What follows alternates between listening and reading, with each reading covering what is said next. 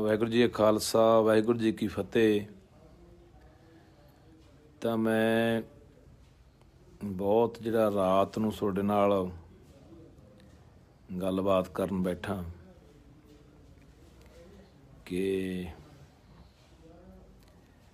ਗੱਲ ਕਿੱਥੋਂ ਸ਼ੁਰੂ ਕਰੀਏ, ਕਿਉਂਕਿ ਜੋ ਵੀ ਅੱਜ ਵਾਪਰਿਆ ਉਹ ਨਹੀਂ ਵਾਪਰਨਾ ਚਾਹੀਦਾ ਸੀ।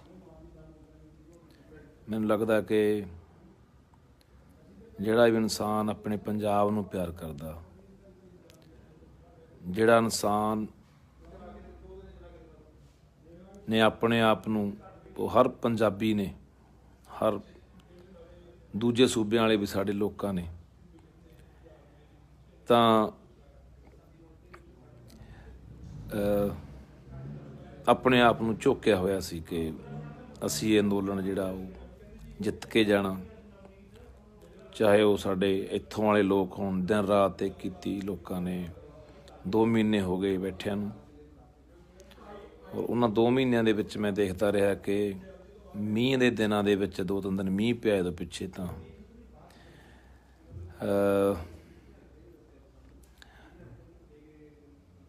ਜਦ ਮੀਂਹ ਪਿਆ 2-3 ਦਿਨ ਤਾਂ ਤੰਬੂ 'ਚ ਆਉਂਦਾ ਸੀਗਾ ਅਤੇ ਥੱਲੇ ਲੋਕ ਜਿਹੜੇ ਉਹ ਮਤਲਬ ਕਿ ਜਾ ਕੇ ਰਾਤਾਂ ਕੱਢਦੇ ਸੀ, ਜਾਂ ਟਰਾਲੀਆਂ ਦੇ ਥੱਲੇ ਪੱਲੀ ਵਿਛਾ ਕੇ ਅਤੇ ਉੱਤੇ ਕੋਈ ਖੇਸ ਜਾਂ ਕੋਈ ਰਜਾਈ ਕੰਬਲ ਲੈ ਕੇ ਪੈ ਜਾਣਾ। 80-80 ਸਾਲ ਦੀਆਂ ਸਾਡੀਆਂ, 90-90 ਸਾਲ ਦੀਆਂ ਸਾਡੀਆਂ ਮਾਵਾਂ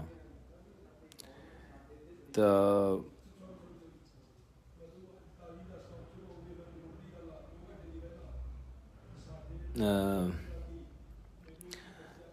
80-80 ਸਾਲ ਦੇ ਸਾਡੇ ਬਜ਼ੁਰਗ ਇੰਨੀ ਠੰਡ ਦੇ ਵਿੱਚ ਇੱਥੇ ਸੜਕਾਂ 'ਤੇ ਪੈਂਦੇ ਸੀ, ਹੈ ਨਾ। ਤਾਂ ਹਰ ਬੰਦੇ ਨੂੰ ਉਮੀਦ ਸੀ ਕਿ ਯਾਰ ਹੁਣ ਪੰਜਾਬ ਜਿੱਤੇ ਬਿਨਾਂ ਵਾਪਸ ਨਹੀਂ ਜਾਂਦਾ। ਇੰਨਾ ਮੈਂ ਦੇਖਦਾ ਸੀ, ਇੰਨਾ ਜਾਹੋ ਜਲਾਲ, ਇੰਨਾ ਹੌਂਸਲਾ ਅਤੇ ਇੰਨਾ ਮਤਲਬ ਕਿ ਲੋਕਾਂ 'ਚ ਉਤਸ਼ਾਹ ਸੀ ਕਿ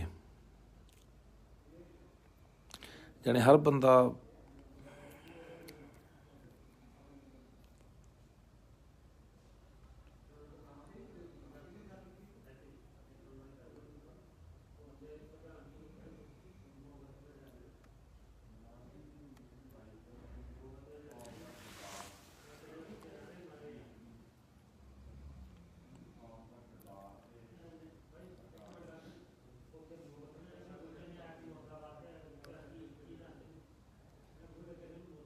ਬੜਾ ਆਸਬੰਦ ਸੀ ਇਸ ਘੋਲ ਨੂੰ ਲੈ ਕੇ, ਇਸ ਅੰਦੋਲਨ ਨੂੰ ਲੈ ਕੇ।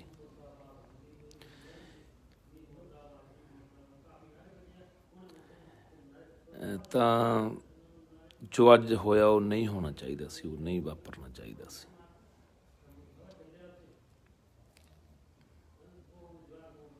ਪਰ ਗੱਲ ਮੇਰੇ ਤੋਂ ਹੋ ਨਹੀਂ ਰਹੀ।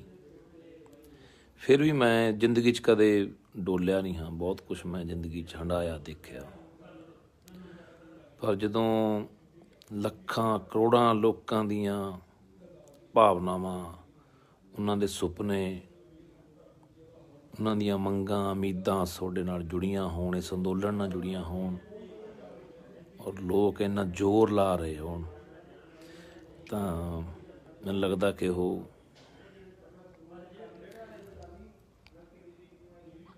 ਬੜਾ ਸਹਿਣਾ ਔਖਾ ਹੁੰਦਾ। ਪਰ ਫਿਰ ਵੀ ਮੈਂ ਬਸ ਬਾਹਲੀਆਂ ਗੱਲਾਂ ਨਹੀਂ ਕਰਦੀਆਂ ਹੁਣ ਤੁਹਾਡੇ ਨਾਲ, ਕੱਲ੍ਹ ਨੂੰ ਕਰਾਂਗੇ, ਕਿਉਂਕਿ ਨੀਂਦ ਵੀ ਨਹੀਂ ਆ ਰਹੀ ਸੀ ਰਾਤ ਨੂੰ ਕਿ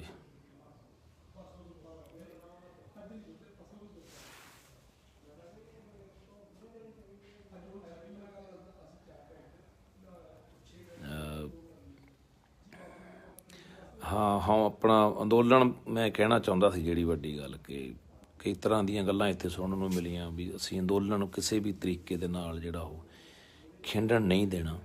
ਅੰਦੋਲਨ ਨੂੰ ਅਸੀਂ ਪੈਰਾਂ 'ਤੇ ਕਰਨਾ, ਔਰ ਪੈਰਾਂ 'ਤੇ ਹੈ ਵੀ ਅੰਦੋਲਨ। ਇਹੋ ਜਿਹੀ ਗੱਲ ਨਹੀਂ ਹੈ।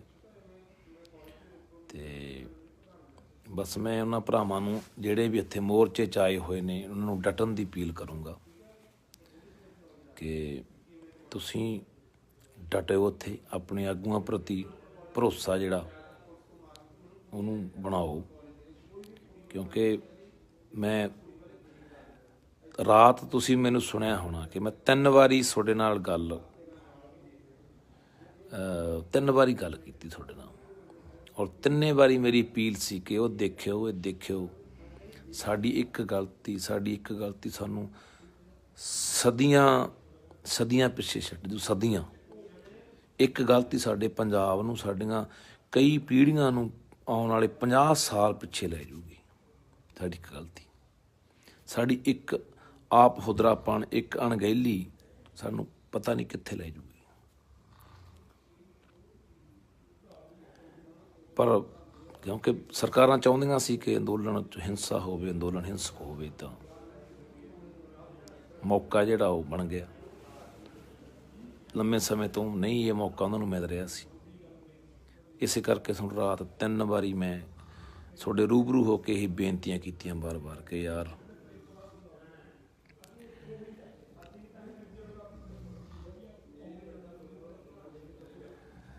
ਬਹੁਤ ਵੀਰ ਨਾ ਥੱਲੇ 'ਚ ਟਿੱਪਣੀਆਂ ਕਰ ਰਹੇ ਨੇ, ਬੜੀਆਂ ਟਿੱਪਣੀਆਂ ਨੇ ਜਿਨ੍ਹਾਂ ਦੇ ਜਵਾਬ ਵੀ ਦੇਣੇ ਬਣਦੇ ਨੇ। ਇੱਕ ਵੀਰ ਲਿਖਦਾ ਕਿ ਨਿਰਾਸ਼ ਨਾ ਹੋ ਚਿਹਰੇ ਤੋਂ ਲੱਗਦਾ। ਨਹੀਂ, ਨਿਰਾਸ਼ ਨਹੀਂ ਹਾਂ, ਦੁੱਖ ਹੈ ਕਿ ਯਾਰ ਮੇਰੇ ਵਰਗੇ ਲੱਖਾਂ ਲੋਕ ਜਿਨ੍ਹਾਂ ਨੂੰ 7-7 ਮਹੀਨੇ ਹੋ ਗਏ ਘਰ ਛੱਡਿਆਂ ਨੂੰ, ਔਰ ਸਭ ਕੁਛ ਝੋਕੀ ਬੈਠੇ ਆਪਣਾ, ਹਰ ਬੰਦੇ ਦਾ ਇੰਨਾ ਜ਼ੋਰ ਲੱਗਿਆ ਸੀ। ਤਾਂ ਮੈਂ ਵੀ ਪਹਿਲੀ ਵਾਰ ਜ਼ਿੰਦਗੀ ਦੇ ਵਿੱਚ ਐਡੀ ਵੱਡੀ ਮੂਵਮੈਂਟ ਨਾਲ ਜਾਣੇ ਕਿ ਜੁੜਿਆ ਸੀ, ਜਾਂ ਪਹਿਲੀ ਵਾਰ ਮੂਵਮੈਂਟ ਦੇਖ ਰਿਹਾ ਸੀ, ਇਸ ਐਡਾ ਵੱਡਾ ਅੰਦੋਲਨ ਦੇਖ ਰਿਹਾ ਸੀ। ਤਾਂ ਇਸ ਕਰਕੇ ਸੱਟ ਲੱਗਣੀ ਸੁਭਾਵਿਕ ਹੁੰਦੀ ਆ ਜਦੋਂ ਬੰਦੇ ਦਾ ਇੰਨਾ ਜ਼ੋਰ ਲੱਗਿਆ ਹੋਵੇ ਤਾਂ। ਪਰ ਮੈਂ ਨਾ ਉਮੀਦ ਨਹੀਂ ਹੈਗਾ, ਨਾ ਹੀ ਮੈਂ ਛੇਤੀ ਕੋਈ ਢਹਿੰਦੀ ਕਲਾ ਵਾਲਾ ਬੰਦਾ, ਤਾਂ ਜਜ਼ਬਾਤੀ ਹਾਂ।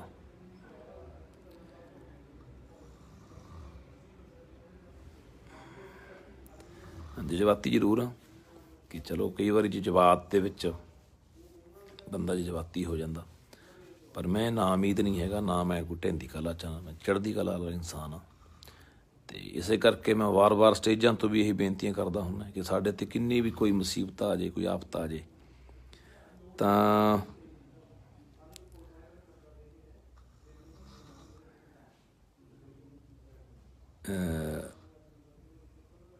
ਸਾਨੂੰ ਡੋਲਣਾ ਨਹੀਂ ਚਾਹੀਦਾ। ਮੈਂ ਰੁਕ ਇਸ ਕਰਕੇ ਜਾਂਦਾ ਕਿ ਵਿੱਚ ਟਿੱਪਣੀਆਂ ਆਉਂਦੀਆਂ, ਮੈਂ ਸੋਚਦਾ ਕਿ ਕੋਈ ਕਿਸੇ ਦਾ ਜਵਾਬ ਦੇ ਸਕਦਾ ਹੋਵਾਂ ਤਾਂ, ਕਿ ਬੜੀਆਂ ਮੁਸੀਬਤਾਂ ਆਉਂਦੀਆਂ ਨੇ ਬੰਦੇ 'ਤੇ, ਪਰ ਬੰਦਾ ਵਾਹਿਗੁਰੂ 'ਤੇ ਭਰੋਸਾ ਰੱਖ ਕੇ ਜਦੋਂ ਚੱਲਦਾ ਤਾਂ ਬੰਦਾ ਡੋਲਦਾ ਨਹੀਂ, ਡੋਲਣਾ ਚਾਹੀਦਾ ਵੀ ਨਹੀਂ। ਇਨਸਾਨ ਮੈਂ ਸਮਝਦਾ ਕਿ ਜ਼ਿੰਦਗੀ ਦੇ ਵਿੱਚ ਜਿਹੜਾ ਹਾਲਾਤਾਂ ਨਾਲ ਖਹਿੰਦਾ, ਜਿਹੜਾ ਸੰਘਰਸ਼ ਕਰਦਾ ਜ਼ਿੰਦਗੀ 'ਚ, ਉਹੀ ਅਸਲ ਇਨਸਾਨ ਹੁੰਦਾ। ਸੋ ਇਸ ਕਰਕੇ ਕਈ ਭਰਾ ਪੁੱਛਦੇ ਆ ਬਾਈ ਕਿੱਥੇ ਸੀ ਅੱਜ ਸਾਰਾ ਦਿਨ, ਉਹ ਵੀ ਤੁਹਾਨੂੰ ਦੱਸੂਗਾ ਮੈਂ ਕਿੱਥੇ ਸੀ। ਤੇ ਪਰ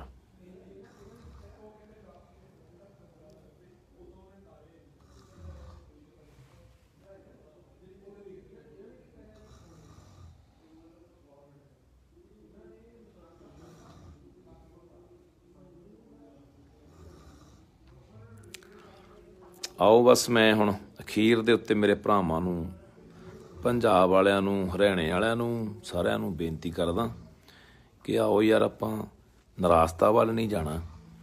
ਕੋਈ ਗੱਲ ਨਹੀਂ, ਸਮਾਂ ਹਰ ਇੱਕ ਚੀਜ਼ ਦਾ ਹਿਸਾਬ ਕਿਤਾਬ ਕਰ ਦਿੰਦਾ। ਪਰਮਾਤਮਾ ਬੜਾ ਬੇਅੰਤ ਆ, ਉਹਨੇ ਹਰ ਚੀਜ਼ ਦਾ ਨਿਤਾਰਾ ਆਪ ਕਰ ਦੇਣਾ, ਕੀ ਸੱਚ ਕੀ ਝੂਠ, ਕੌਣ ਚੰਗਾ ਕੌਣ ਮਾੜਾ। ਆਪਾਂ ਕਿਸੇ ਬਾਰੇ ਕੁਛ ਨਹੀਂ ਕਹਿਣਾ ਚਾਹੁੰਦੇ, ਅਤੇ ਪਰ ਮੈਂ ਲੋਕਾਂ ਨੂੰ ਅਪੀਲ ਕਰਨ ਲਈ ਅੱਜ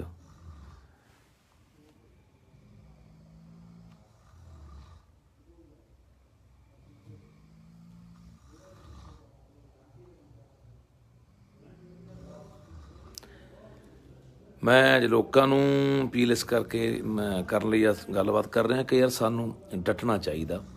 ਕੋਈ ਗੱਲ ਨਹੀਂ, ਅਸੀਂ ਜਦੋਂ ਲੜਾਈ ਲੜ ਰਹੇ ਹਾਂ ਅਸੀਂ ਬਾਰ-ਬਾਰ ਕਹਿ ਰਹੇ ਹਾਂ ਕਿ ਸਾਡੀਆਂ ਫਸਲਾਂ ਨਹੀਂ, ਸਾਡੀਆਂ ਨਸਲਾਂ ਦੀ ਲੜਾਈ ਹੈ, ਸਾਡੀਆਂ ਪੀੜ੍ਹੀਆਂ, ਸਾਡੇ ਭਵਿੱਖ ਦੀ ਲੜਾਈ ਹੈ, ਸਾਡੀ ਹੋਂਦ ਦੀ ਲੜਾਈ ਹੈ, ਤਾਂ ਲੜਨੀ ਪੈਣੀ ਆ। ਬੜੇ ਦੌਰ, ਬੜੇ ਉਤਰਾਅ ਚੜ੍ਹਾਅ,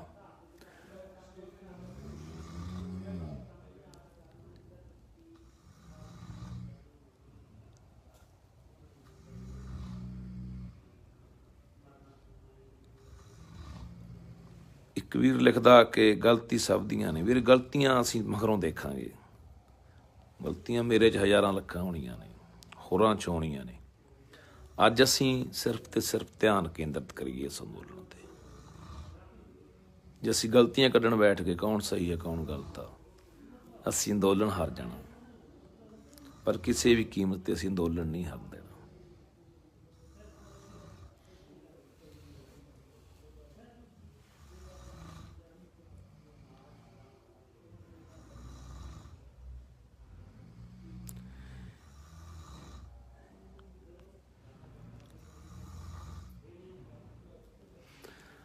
ਆ ਜਾਓ ਫਿਰ, ਚੜ੍ਹਦੀ ਕਲਾ 'ਚ ਮੇਰਾ ਵੀਰ ਰਹਿੰਦੇ ਆ। ਸਾਰੇ ਭਰਾਵਾਂ ਨੂੰ ਬੇਨਤੀਆਂ ਸਾਨੂੰ ਕਿ ਆਓ ਆਪਾਂ ਤਕੜੇ ਹੋ ਕੇ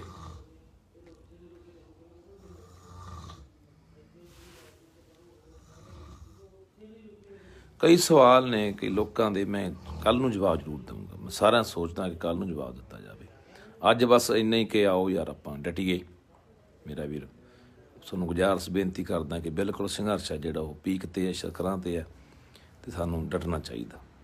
ਆਉਣ ਵਾਲੇ ਦਿਨਾਂ ਦੇ ਵਿੱਚ ਕੀ ਕੀ ਅੱਗੇ ਪ੍ਰੋਗਰਾਮ ਆਉਂਦੇ ਨੇ ਉਹ ਤੁਹਾਡੇ ਨਾਲ ਸਾਂਝੇ ਕਰਦੇ ਰਹਾਂਗੇ।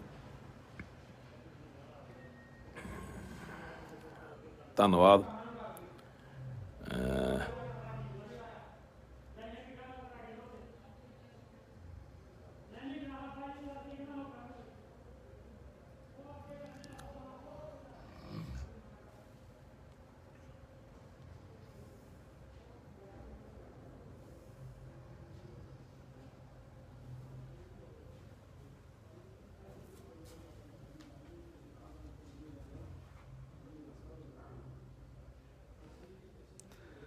ਕਈ ਵੀਰ ਟਿੱਪਣੀਆਂ ਕਰਦੇ, ਕੱਲ੍ਹ ਨੂੰ ਕਰਦੇ ਹਾਂ ਬਾਈ ਗੱਲ, ਕੋਈ ਨਹੀਂ। ਸਾਰੀਆਂ ਮੈਂ ਦੇਖ ਲੂੰਗਾ, ਪੜ੍ਹ ਲੂੰਗਾ ਜਿੰਨੇ ਕੁ ਪੜ੍ਹੇ ਗਏ ਤੁਹਾਡੇ, ਅਤੇ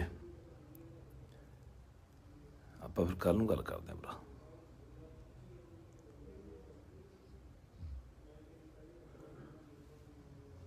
ਵਾਹਿਗੁਰੂ ਜੀ ਕਾ ਖਾਲਸਾ, ਵਾਹਿਗੁਰੂ ਜੀ ਕੀ